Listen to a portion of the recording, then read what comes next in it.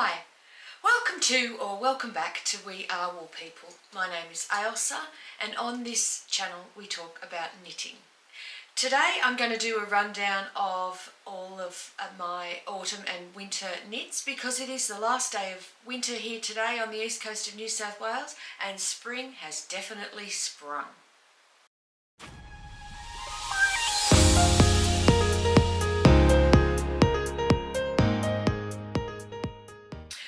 So let's get into what's been happening around here lately. I have finished both my Pohjola and my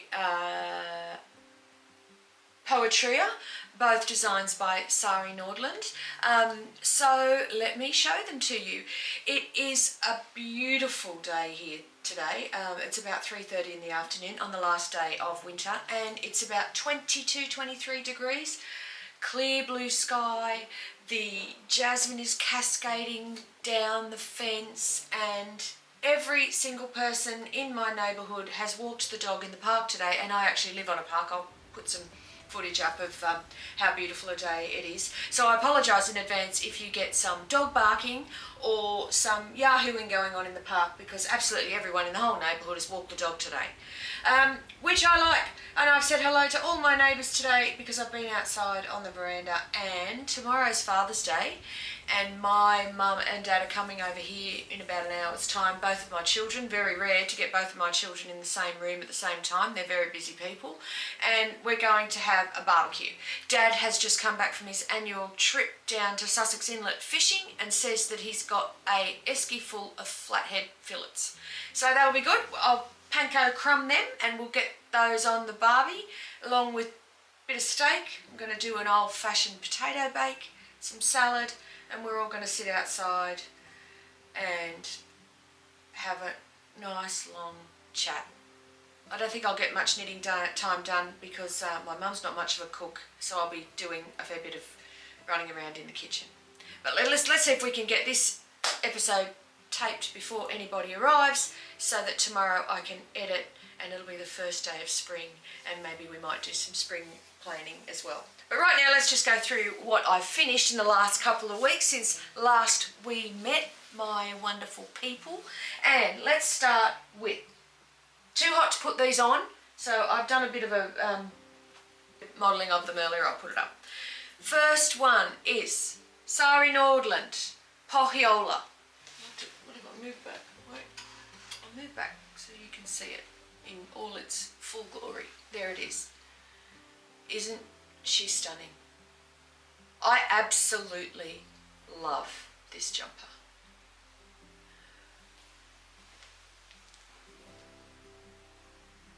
From the neckline detail to the beautiful, whatever you call it, stitch motif, to the lovely traditional narrow sleeve, length, yarn, colour, everything. Chef's kiss. Made in a combination of Holstgarn Coast that I bought from Mindful Making at the Fiberfest last year in Wyong, together with a strand of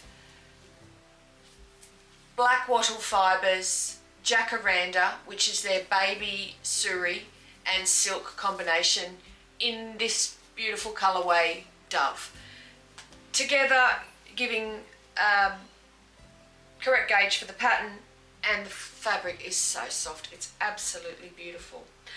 I knitted the second size, but I will have to tell you, in the interests of full disclosure, that I made a huge mistake. I started it in size 1. My phone's going off because everyone's coming over. I started it in the smallest size. And for some reason, I can't remember why, after a couple of days I decided to rip it back and do it again in the second smallest size. But what I failed to realise is that I think at some point I forgot which size I was making, and I had started it and gotten to about here where I realised that the front lace pattern and the back lace pattern for size 2 and for every second size on the way up are not the same. they are actually offset by one pattern repeat. And that's because the pattern repeat is, I'll say it's 20 stitches. I'm not going to give it away too much, but just say it's 20 stitches. So each size goes up by 20 stitches, which is one pattern repeat. So if your first size has got 6 pattern repeats across, then there'll be 3 at the front and 3 at the back, and therefore the same. But then for the next size, there'll be 7 pattern repeats, which means that if the front's got 3, then the back's going to have 4. So you have to sort of slightly just sort of offset the back panel by one pattern repeat. Does that make sense? If it doesn't make sense, it would do if you owned the pattern. But I forgot that, and I was knitting my front panel and my back panel using exactly the same charts.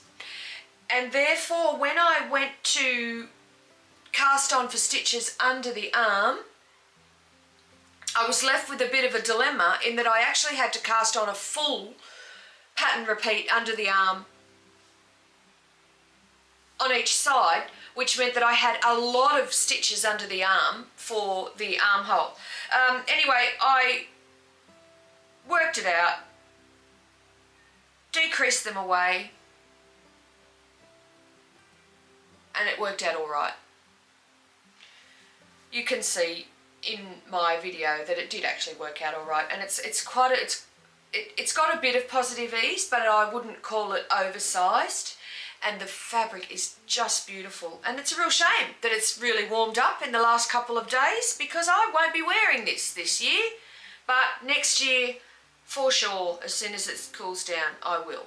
And look, it's only the 1st of September. It's really unlikely that it's going to stay this warm. It's like 6 degrees higher than average. It's unlikely that it's going to stay this warm. It is going to cool down again. And maybe I'll reach for this if it does. So there is my Sari Nordlund Pohjola, all finished, all blocked, a couple of little ends to weave in. Beautiful. This thing didn't take me very long to make, maybe a month, maybe. Finished item number 1. Now finished item number 2. Look, I know that you've seen these over and over again, but they're finished now, so this will be the final time that you'll be seeing them. The finished object number 2 is my Pohjola. And if I just called this the Pohjola and not the Poetria, which I think I might have, I'm wrong. You'll have to excuse me. I got a bit on today, a bit distracted. Yeah, Poetria, not Pohjola. Pohjola, not Poetria.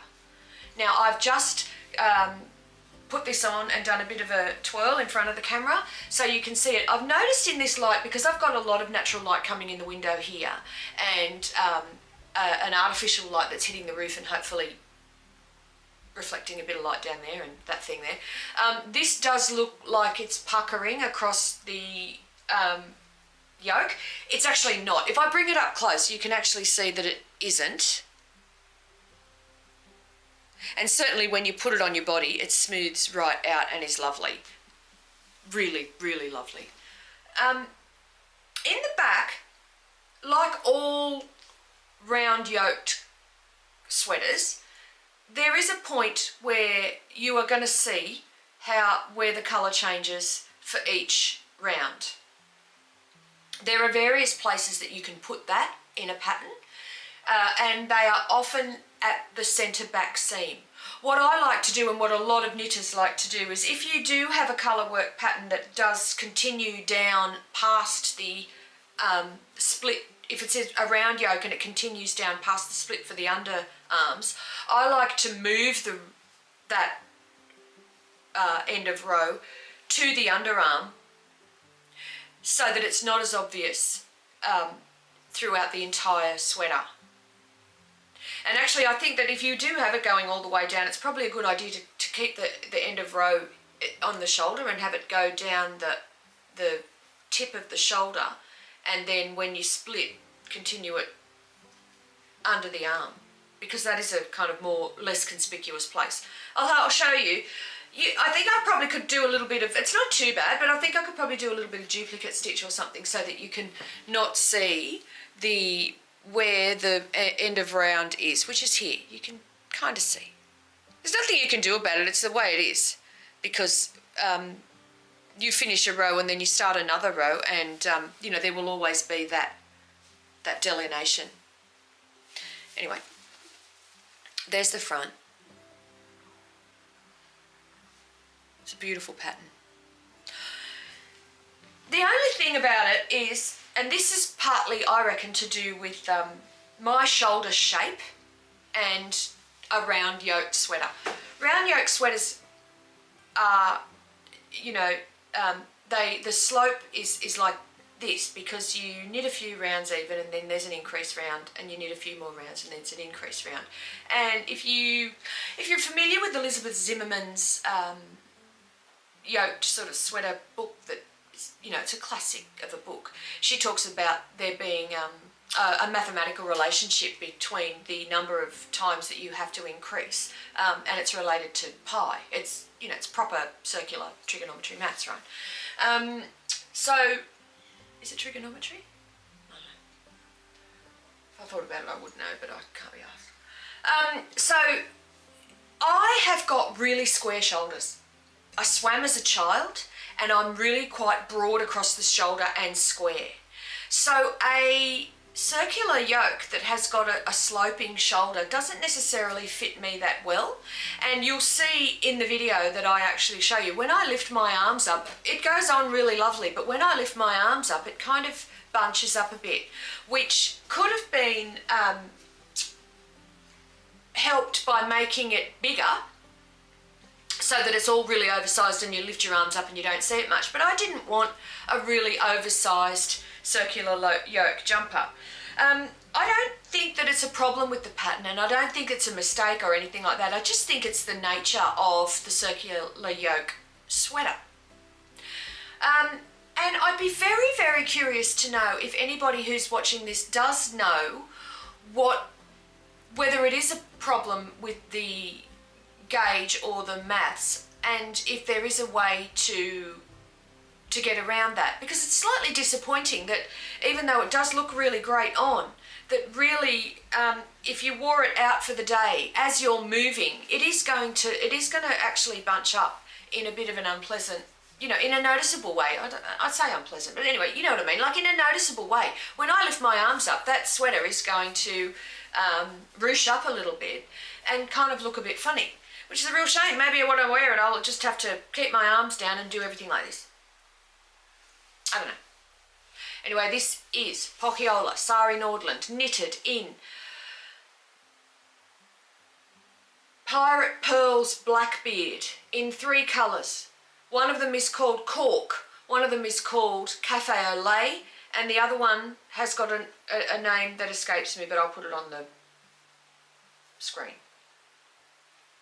A beautiful knit, really beautiful, and it's very, very soft and luxurious. It's got a lovely drape, and it feels very, very special when it's on.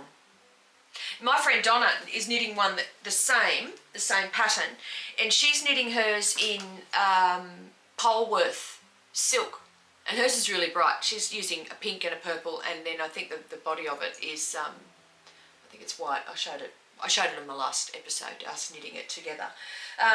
And she gave me, at the Knitters Guild weekend, that same weekend, she gave me these. And this is a kit that she has, the leftovers from when she knitted one of the Shetland wool hats. And it's various colours of orange, of quite brightly coloured Jamieson and Smith jumper weight.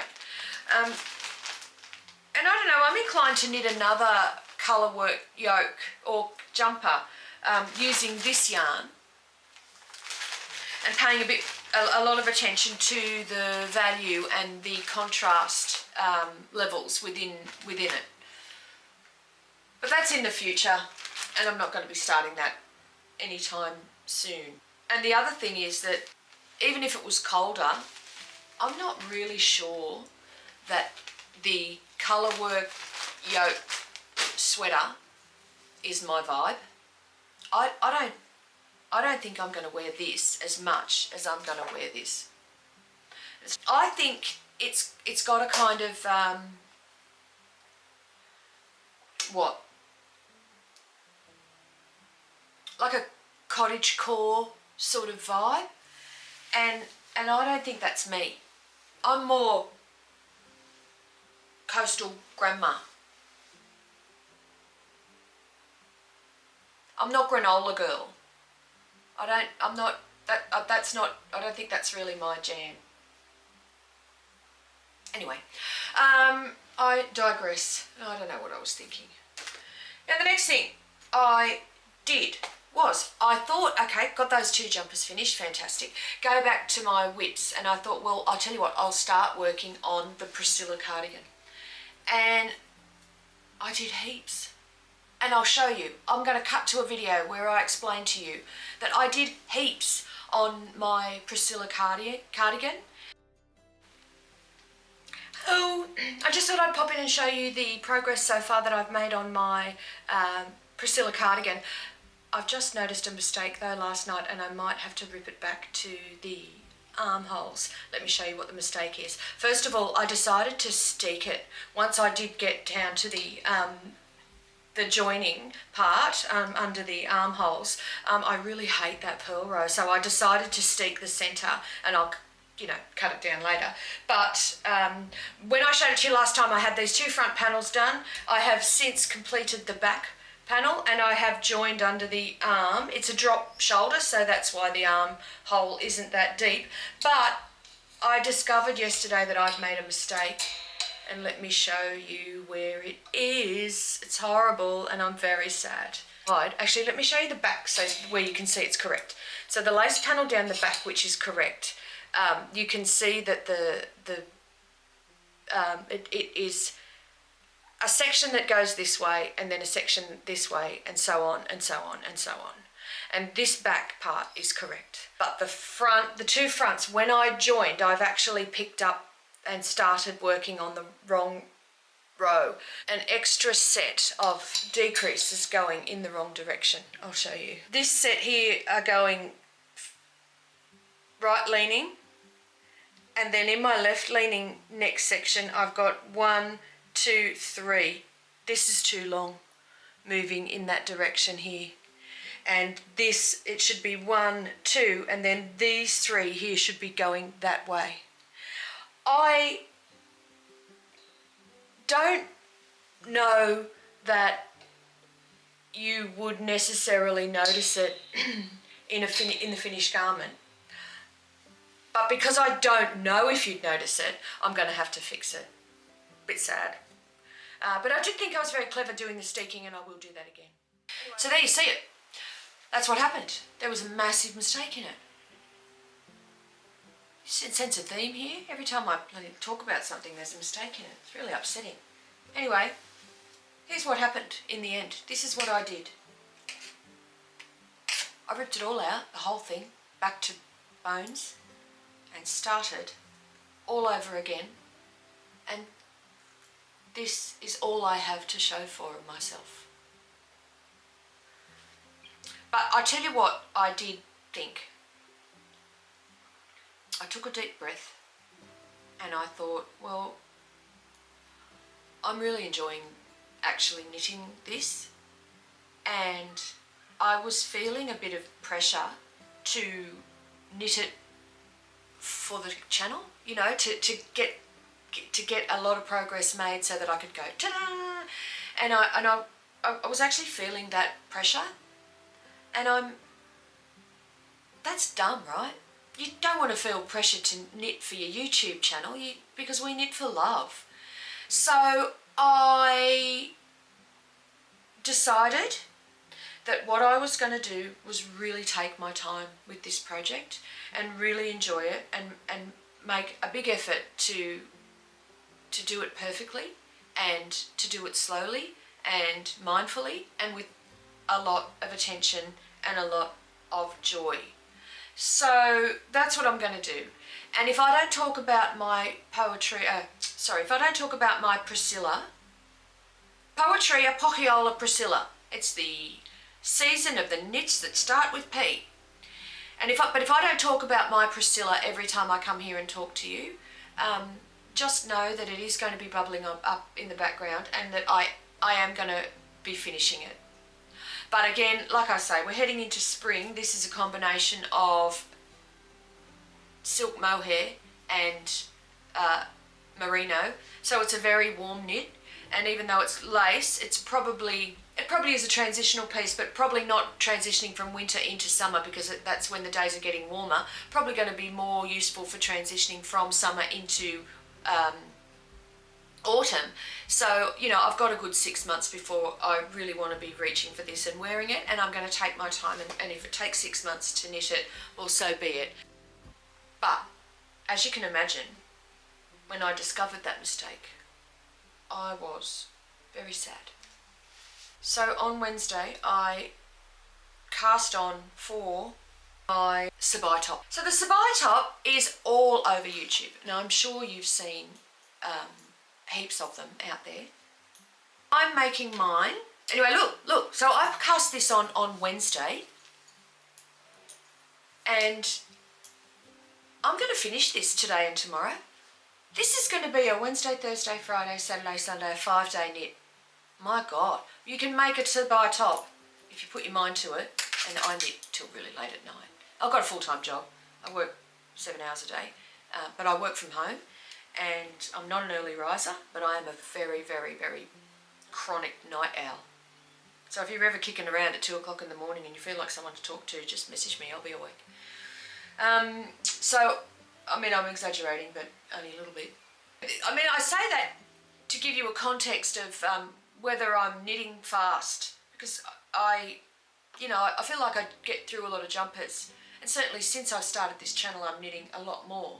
But I want to be honest, I do knit many hours, several hours a day until late at night, because, you know, knitting is slow, and I don't really knit that fast. I just do knit a lot.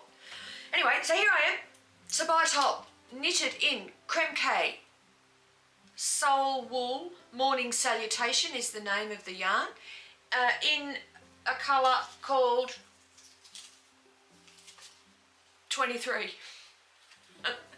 23, lot 768, Lyocell and cotton. I feel like I was probably heavily inspired by the pattern picture page on Ravelry and when you buy it. I made Sabai top number 2, the one with nothing. No, you cast on and you start knitting. There's no finishing on the neck at all. There is a 2-stitch I-cord on the armholes, and the beauty of this pattern is in the details of the increases down both armholes.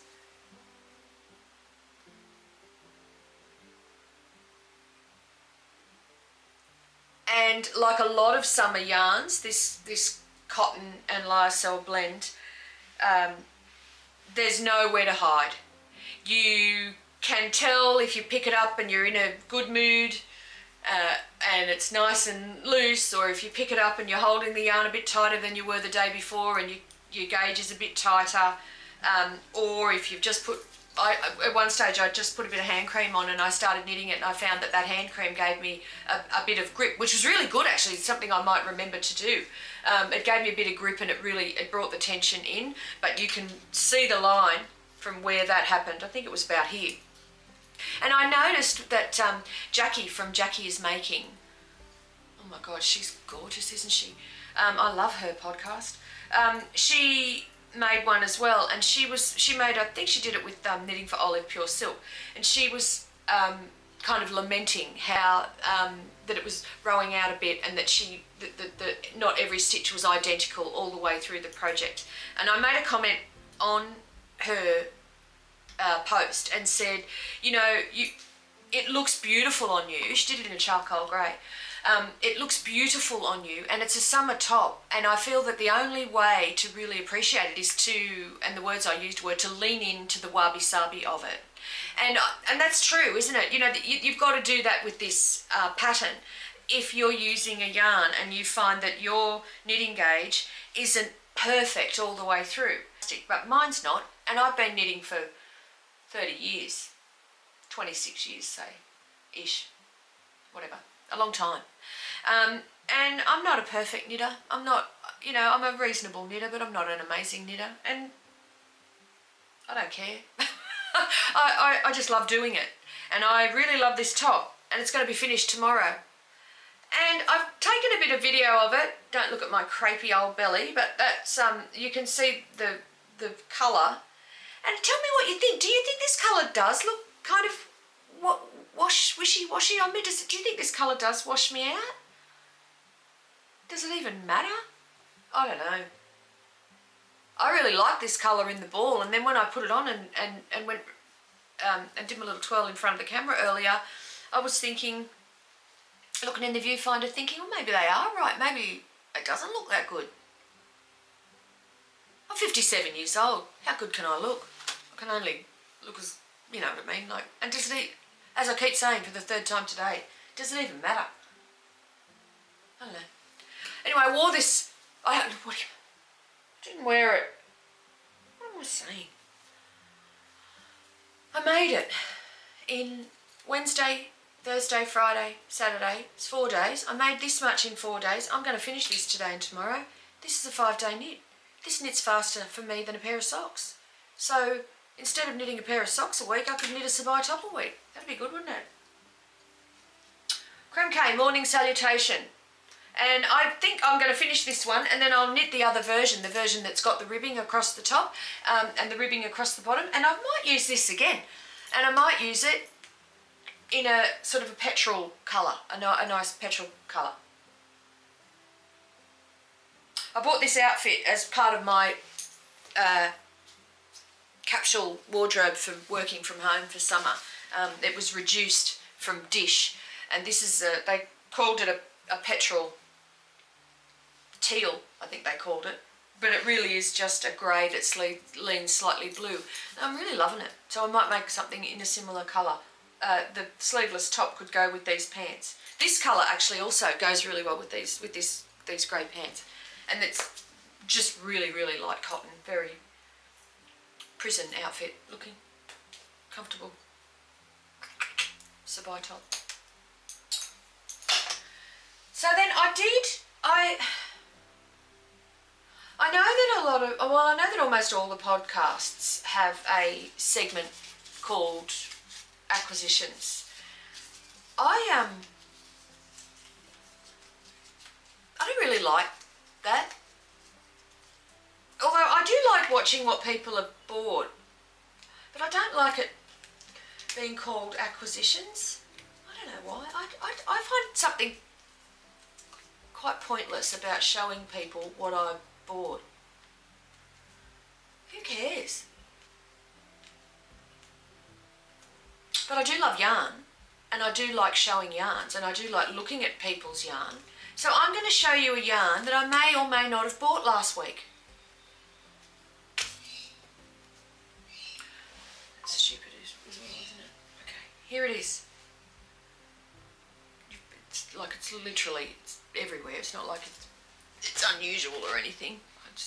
It's Knitting for Olive Pure Silk.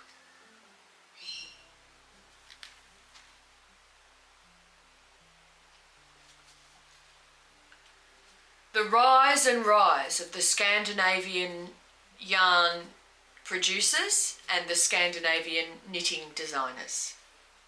They're having their moment. And rightly so, because they do design some really wearable. They're very simple, and they do get criticised a little bit for being slightly dull, but they are very, very, very wearable, that's for sure.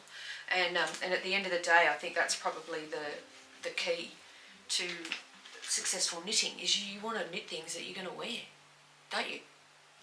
And I knitted for 15 years. Things that I loved the look of that I never wore. Colour work and fine lace shawls, so big circular lace shawls that took 6 months to make. But I'd never wear that. Why would I don't wear anything around my neck, so I don't even know why I spent a lot of time making a lot of lace shawls. Actually, in a minute I'm going to get one and show you one I made many, many, many years ago.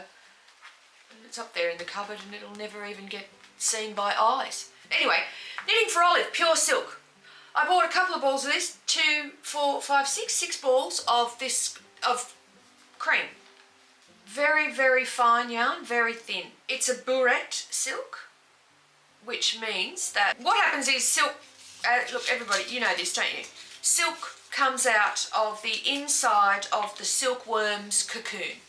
And when a silkworm makes its cocoon, it extrudes a single filament of silk from its silk extruding gland, and it wraps it around and around and around and around and around in you know, thousands of layers to create the little silk cocoon that looks like a little round, sort of fluffy white ball.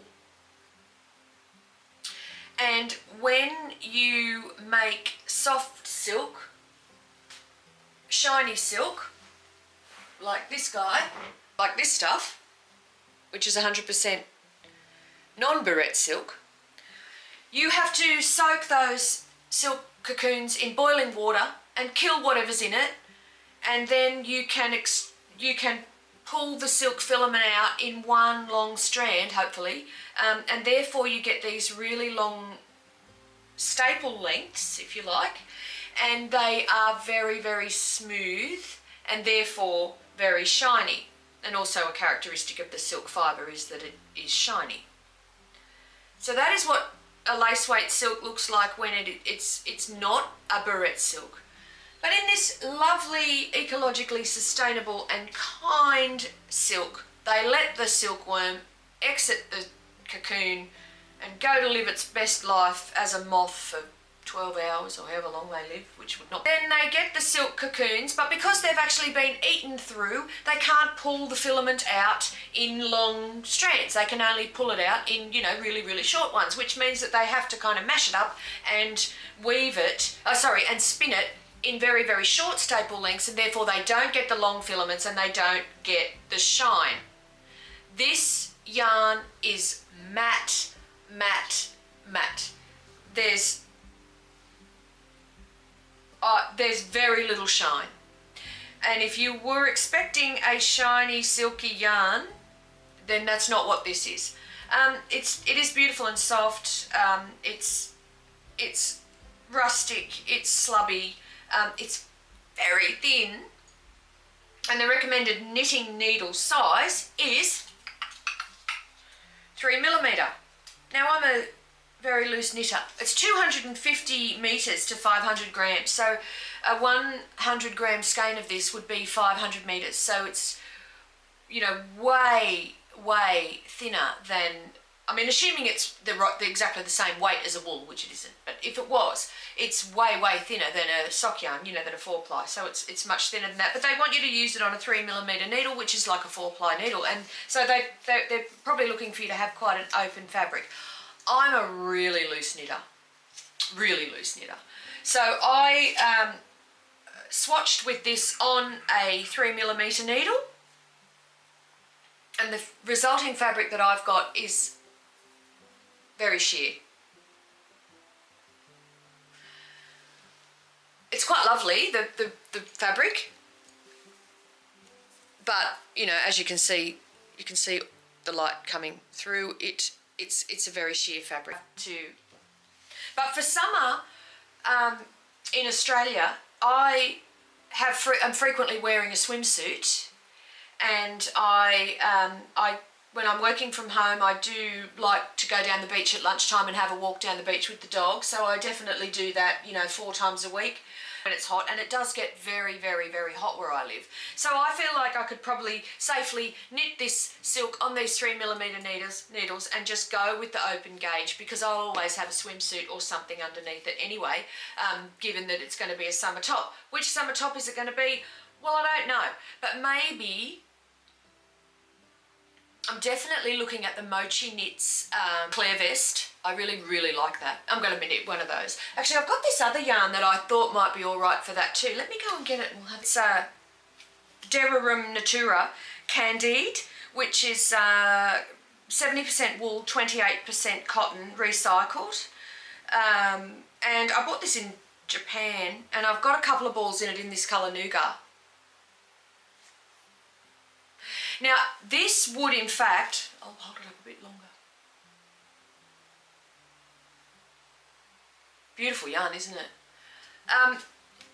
I haven't really looked at the gauge of that Mochi Clear vest. It would make a lovely colour though. It would be a lovely colour. The only thing I do think is that even though it's 70% wool, and I know what the temperature is like in summer where I live, and it's very hot. And even though this is a sleeveless vest, you might not be able to stand it. But it might, I don't know, it might be all right. It's you know, wool has got some great sweat wicking properties. Wool is it's a really good thermal fabric. It's kind of magic because I think wool does actually have cooling properties when you're wearing it. But when it's 40 degrees, you know, wearing a wool vest would definitely be a bit uncomfortable. We shall see. I might swatch it. I have already swatched this, the silk. Or this would also make a nice Sabai top. But I think I'm going to make one of those in a petrol colour.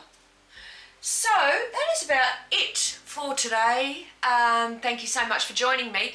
I'm going to leave you with some footage of a knit that I made many years ago from a cobweb weight cashmere lace blend, and it's a Herbert Niebling design called Gloxinia Flora. Are you ready? Okay, I'm going to say goodbye now. Love you and leave you. Thank you so much. I'll see you next time. Please subscribe and like. Particularly liking the video not so much says that you like my video, it actually tells YouTube to send more of these kinds of video to you. So if you like these kinds of videos, then, you know, like them, because then you'll get more of them sent to you.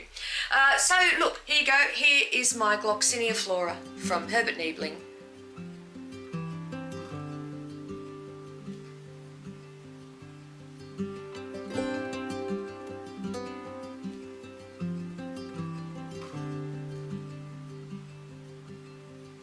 To take you out for the day. Have a great weekend, everyone. Bye.